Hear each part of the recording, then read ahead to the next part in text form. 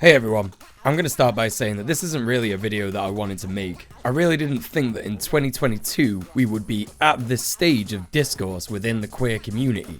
But it does make a bit of sense if you consider how the far right and conservatives and liberals in general are being incredibly queerphobic on an absolutely concerning scale. And that stuff just seems to be getting worse by the day. So I guess it's time for me, your boy, to address some of the weirder points of discourse I've seen from the queer community. For example, why bisexuality is not transphobic. Yes, that's right. That's what I said. That's a thing I've heard this week. And why kink absolutely belongs at Pride.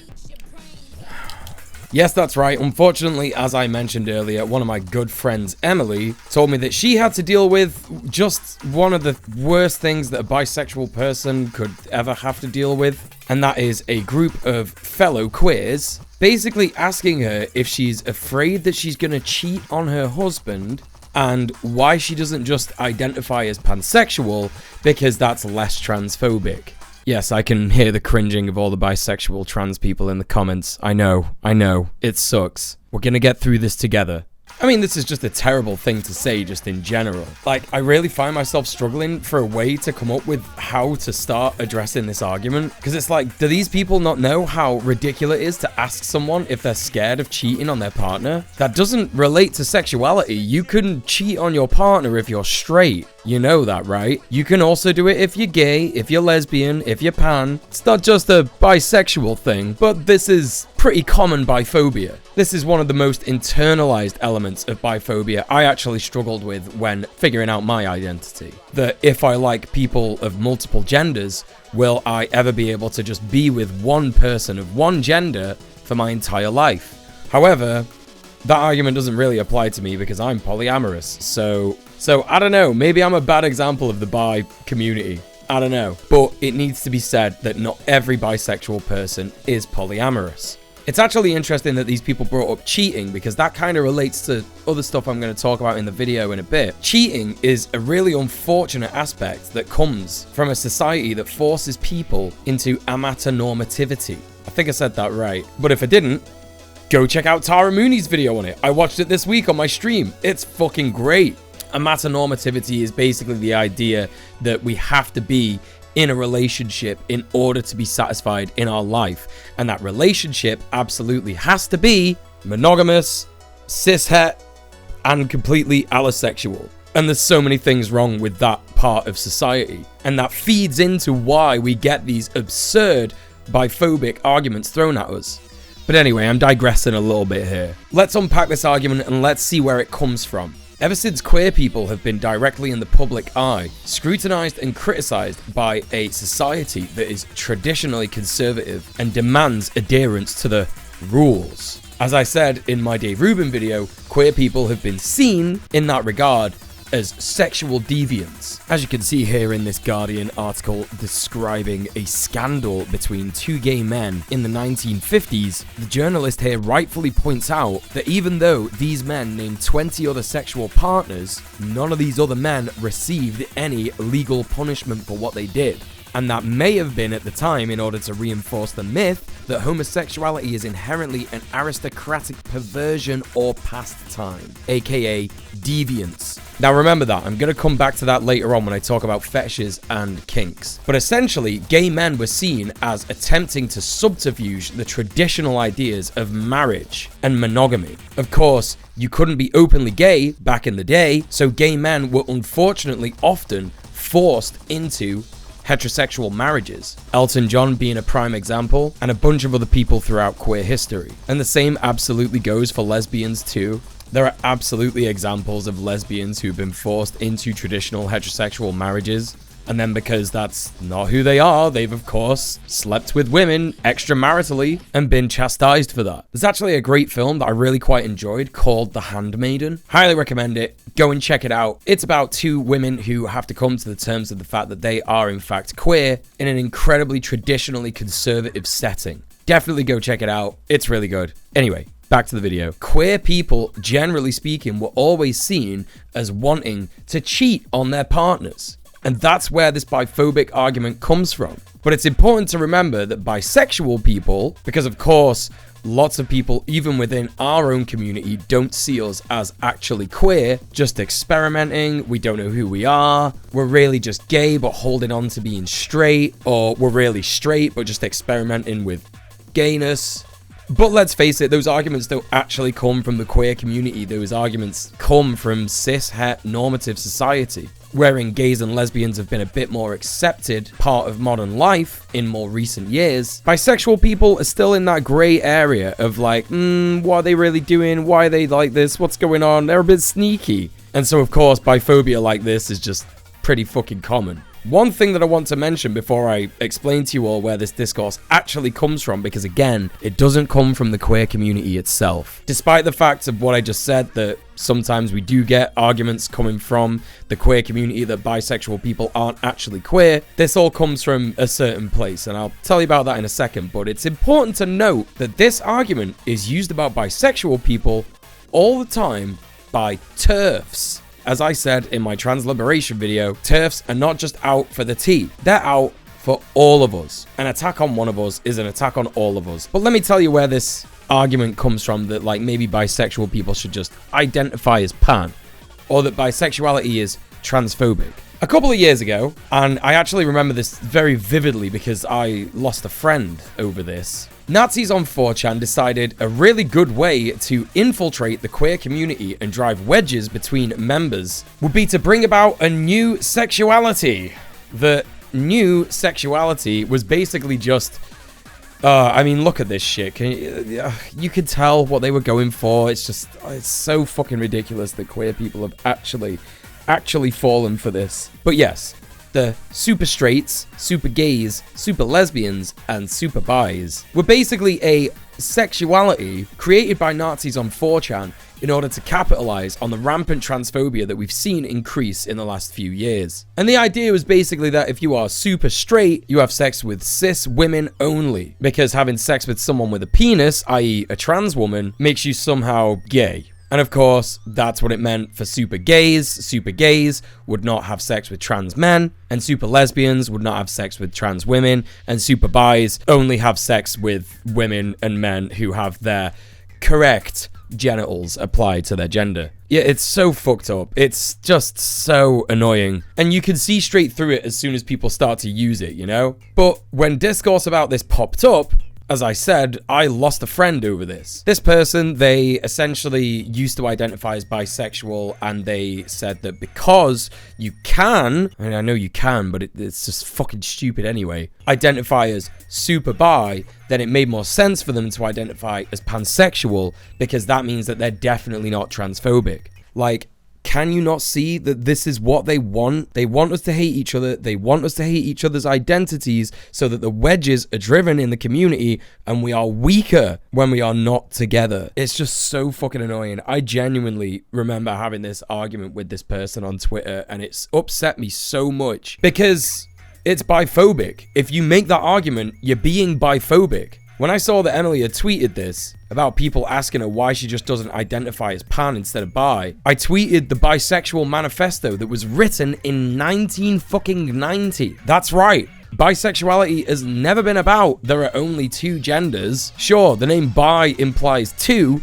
but even by 1990, we bisexuals knew that there were more than two genders. And so as you can see here, the Bisexual Manifesto represents that. They are trying to change our history because they are trying to erase us out of existence. That's what's going on here.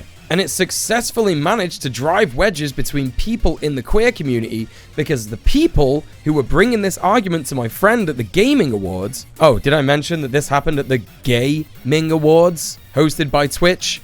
Yeah, good fucking shit. Yeah, well done, Twitch queer community. You fucking pulled it out of the bag. Know your fucking history. These people didn't even bring up the word super bi. They just thought that bisexuality was transphobic inherently. And this is what they wanted.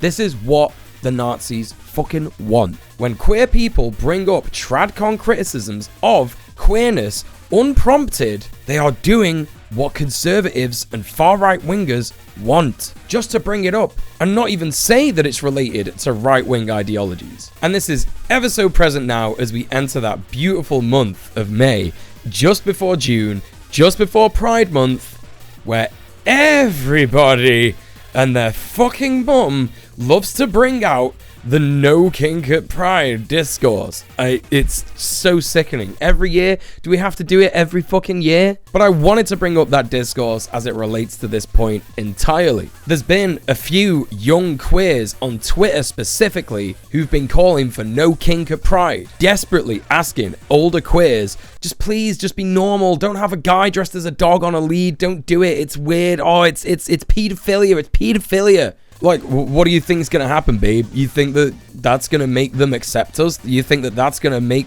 them accept our sexualities if we just stop being kinky openly? So to unpack this discourse, we need to have a conversation about kink, and I am fucking here for it. So first of all, what is kink? What defines kink? How do we separate vanilla from kink? Well, that's a good question, actually. Kink tends to go alongside fetish a lot of the time, and that's because the two are kind of related. However, it is possible to have incredibly vanilla fetishes. The standard definition of fetish is a form of sexual desire in which gratification is linked to an abnormal degree to a particular object, item of clothing, part of the body, etc. And so what do I mean by that you can have a vanilla fetish? Well, kissing is pretty vanilla. Lots of people do it, but there are absolutely kissing videos. If you check out any kind of porn site, there are some videos that are literally an hour long of just people making out. Making out is pretty fucking vanilla, wouldn't you say? So this is why the kink at Pride discourse is so annoying, because it's like, what exactly is kink? What exactly is a fetish? You might have heard of the term dendrophile. Dendrophiles are people who fetishize trees. And dendrophilia basically means love of trees. So it could even just be that people really love planting them, hugging them, talking to them, but some of the times it explodes, quite literally, into sexual arousal. There is also a rare fetish known as, and I'm going to try and get this right, symphorophiliacs. I think I said that right. I think that's right. Symphorophilia is a fetish linked to disasters. There's an absolutely incredible 1996 film by David Cronenberg called Crash. No, it's not that Crash, not the 2004 one, it's the 1996 one, which basically follows a group of people who are incredibly turned on by car crashes. It's crazy. I remember watching this film when I was younger, and I just thought, what the fuck is going on here? And bringing it back to queerness, I think it's incredibly important to mention that in fact, the 50s, the 40s, the 60s, around that time period, being queer was seen as a fetish. Lots of people thought that being attracted to someone of the same sex could only be sexual in nature, and so it had to be defined along with the fetishes that people knew of at the time. Of course, in that time period, a lot of people thought it was a mental illness to be queer as well. So it's important to remember that queerness was intrinsically linked by allo-cishet people as a fetish. However, kink in itself is defined more openly as the use of non-conventional sexual practices. So you can see how there's a lot of overlap between kink and fetish. And of course, as we've discussed, there's a lot of overlap between being queer and fetish. It's actually really funny when when I'm just looking at this stuff on Wikipedia and what have you for this video. It's like, look at what this says here. Kink sexual practices go beyond what are considered conventional sexual practices. It's like, what are conventional sexual practices? What, the penis go in hole? What? What is that? I don't know anybody. Listen, allo cishet people watching, you cannot sit there and tell me that sex for you is just put penis in hole. You can't tell me that that's all it is. I know it's more than that. It has to be. Anyway, I'm fucking digressing. It just makes me so fucking mad that people are so opposed to kink and BDSM in wider society, when I know for a fact that there are certain things that get people's rocks off that are considered vanilla, but they are absolutely, within the definition, fetish. Kink is of course seen as deviant for that reason, that sex should just be penis going vagina. That's it. It shouldn't be anything other than that. Kink is clearly something that goes against traditional conservative Christian values, as of course sex is seen in Christianity and lots of other religions as a glorious divine act of reproduction. It's never seen for what it actually is, which is just like a bunch of sweaty, weird, advanced apes looking to pursue pleasure in whatever way they can, because the mundane existence of this life on Earth is completely fucking depressing and we need an outlet. Anyway, sorry, I'm projecting a little bit here.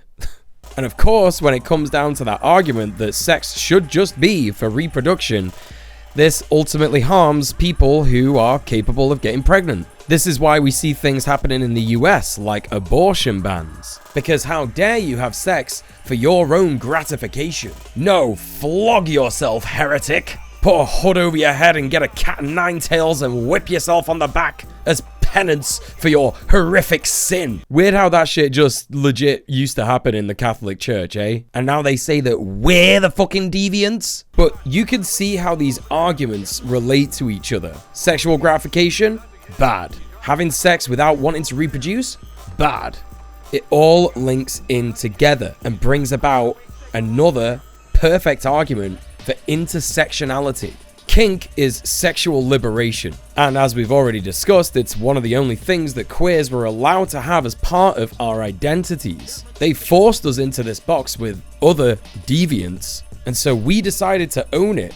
But Muel, you cry. What if a kid sees a guy in leather? Just ask yourself right now, do those same arguments extend to people like bikers? What if a kid sees a biker wearing leather? I'll go you one further. What if a kid sees someone kissing on TV? No, not queers. Just a cishet man and a cishet woman kissing. What if a kid sees that? That shit's all over Hollywood. In fact, it's in a lot of kids' films. So does your argument extend to that? Arguments like this really highlight the lack of knowledge people have about kids and childcare in general. If you think for a second that when a kid sees someone kissing, or even less obviously sexual and romantic than that, a guy wearing leather at Pride, if you think for a second that that is going to all of a sudden turn a switch in a kid's head and turn them into, I don't fucking know, what do you think it's going to turn them into? Lots of people make the argument that it makes kids more susceptible to abuse.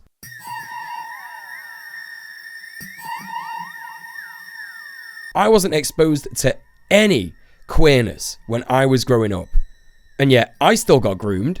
I was groomed at the age of 13 by a cis woman. I was then later on groomed when I was 16 by another cis woman who was my teacher, who was my counselor for that previous incident. These things don't happen because we're exposed to certain stimuli. These things happen because people hate children. These things happen because capitalism forces parents to be incredibly authoritarian with their kids. I know that when I was groomed, it was because I was trying to rebel against my parents. My stepdad was incredibly psychologically and physically abusive to me. So at a very early age, I tried to get out of the house as often as I could. I ended up meeting a bunch of other kids who had similar situations, and we all ended up doing a bunch of drugs. And of course, it's not exactly safe for kids to be doing drugs on the street. So when one of my friend's mums told us that we could go to her house and do drugs at her house without fear of being arrested or beaten up or anything like that, of course, we all jumped at the chance. But that basically meant that she could groom us, and that was her intent the whole time. So the next time you're going to make the argument as to whether someone is going to get groomed because they've seen a guy wearing leather at Pride, ask yourself if a kid looking at a tree means that they're going to get groomed. Ask yourself if a kid watching a disaster on television means that they're going to get groomed. And another thing you've got to ask yourself is kink inherently sexual? I haven't even mentioned in this video all the ace and aro people who are incredibly into kink. I'm going to explain to you a couple of my kinks. As I displayed rather fervently earlier in the video, I'm into ropes and I'm into spanking. I am what you would call a sadist when it comes to kinks. I enjoy taking control of people of any gender, tying them up, spanking them, humiliating them, and degrading them. But here's the catch. I can play like this for hours with someone. And of course, I just want to absolutely state that kink in general it has to be consensual. I'm doing these things to people who want someone to do them to them. I can have someone tied up for hours and I can be spitting on him, I can be spanking him, I can be calling him a fucking filthy cum slut bitch, and not once will I feel a twinge in my genital region. But the definition of kink is the use of non-conventional sexual practices. Yeah, of course, kink is seen as deviancy and sexual in nature because it's different. When I dominate people, I'm exerting a certain amount of control on them. Control that I don't necessarily have in my day-to-day life. What little things I can control about my life, I am terrified are going to be taken away from me by the people who control us. The ruling elite, the government. What happens if the online bill goes through and the Tories say that I can no longer create content as a leftist on the internet? I'm fucked. I can't afford to move to another country. And of course, there is the chaotic nature of existence itself. Do we have control on whether we get diseases and die? Do we have control as to whether we get in a car accident or not? My kink is linked to my anxieties, and kink and BDSM is a way for me to exercise those demons. I can be in complete control of someone and I can make them feel safe, and that makes me feel safe. And this is why kink is incredibly intimate. And I just really want to state, so it's very, very clear to everybody watching this video, that the explanation I've given of kink and fetish is a really reduced one. Like, remember, I make my videos very short and to the point. I'd highly recommend that you check out Cat Black's video on an actual BDSMer watches 50 Shades of Grey, because it's really important to know that consent is key when it comes to kink and fetish. Cat Black is just fucking phenomenal. Please go and give her a sub anyway, even if you're not going to watch that video. She's got fucking phenomenal content. But the long and short of this video is this. Allo cishet normativity demands that we give up kink so that we are not openly deviant. And when I say openly deviant, I mean that we are seen. Kink belongs at Pride because kink is attached to queerness in a way that is fundamentally oppressed by society. Queer people, generally speaking, have a lot of repressed trauma. Why the hell should we listen to other queer people who clearly haven't addressed that trauma that say that we shouldn't be open about what we do in the shadows? We're open about the fact that we love each other, even though in a lot of cases we're forced to do that in the shadows too. The far right wants us to be divided. It wants us to have these arguments. It wants the queer community to be constantly on the back foot trying to defend itself, because it knows if we just exist in the way that we exist, without resorting to arguments and without arguing with each other, then we have won. We've always been here, and we're always gonna be here, and it's incredibly important to remember that. Basically, younger queers, know your history. It's embarrassing when you don't. Thank you so much for watching this video. Sorry that I had a week break in between making videos. It just got quite a lot for me, to be honest. It was pretty overwhelming seeing the response to my other video. Huge shout out to FD Signifier for the share, and of course my beautiful friend Sophie from Mars. And speaking of Sophie, please go and check out Sophie's announcement video for the Red Planet stream for Trans Power. It's going to be taking place on May the 20th to May the 22nd on all 4 of the hosts' Twitch channels. So that's Kira Chats, Sophie_FRM_Mars, DJ Muel, and Conquest of Dread. Are you a bad enough dude to protect trans kids? You better believe I am. I got the glasses to prove it. So please join us for that. You will be able to control whether this glorious beard stays with me or gets shaved away, as we will be doing a competition between donos. You can either donate to save or shave the beard over all of the streams. So get involved. If you don't want to see me baby-faced and distressing, get involved, get donating. And of course, there's going to be a lot of other cool incentives too. Make sure you check out the Red Planet VODs. We have so many VODs for you to catch up on. We must be on episode 16, 17 or something now. Please go to twitch.tv/Kira Chats and follow Kira's channel. That's where we host Red Planet every Sunday, 8 PM UK time. And make sure you follow all of my co-hosts' Twitch channels as well. There'll be a link to those down in the description below. Thank you so much for all the support, even though it's been super overwhelming. I'm basically at 4,000 subscribers, so thank you so much everybody who's been supporting me and watching my videos and sharing and commenting and liking. Oh my god, it's been absolutely crazy. My last videos hit 19,000 views, which is just Wow, I never thought in a million years one of my videos would actually get that much attention. Thank you so much. And thank you for all the inspiring comments. It's been really good to read your comments on that video and see that I've actually inspired you. I know there's a couple of people who I've failed to inspire, but that's okay. We'll work on you. We'll get there.